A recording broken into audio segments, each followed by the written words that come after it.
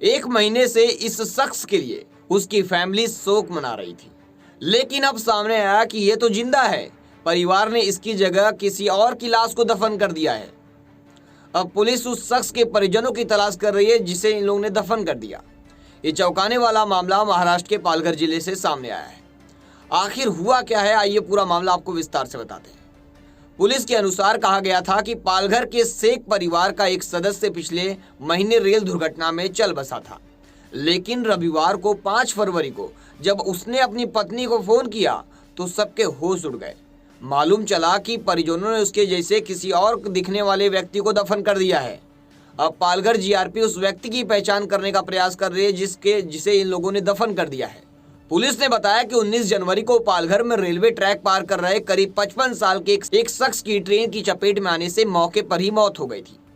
पालघर राजकीय railway police यानी GRP ने आकस्मिक मौत की रिपोर्ट दर्ज की, लेकिन किसी ने भी 100 पर दावा नहीं किया था। इसके बाद पुलिस ने मृतक के परिवार को खोजने के लिए तस्वीर अपनी वेबसाइट और सोशल मीडिया पर भी पोस्ट की।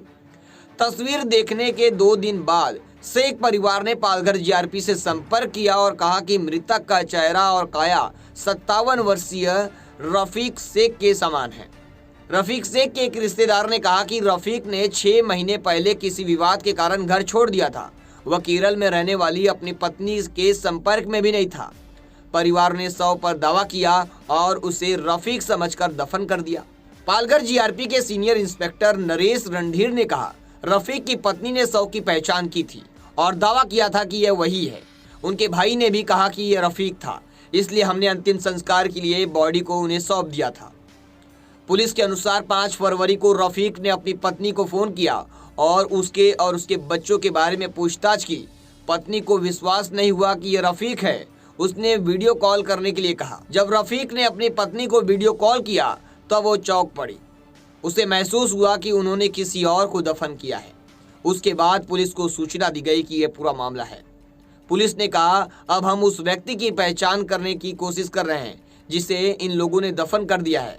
सीनियर पीआई रणधीर ने आगे कहा, हमें 100 निकालने की जरूरत नहीं है क्योंकि हमारे पास उसकी तस्वीरें हैं।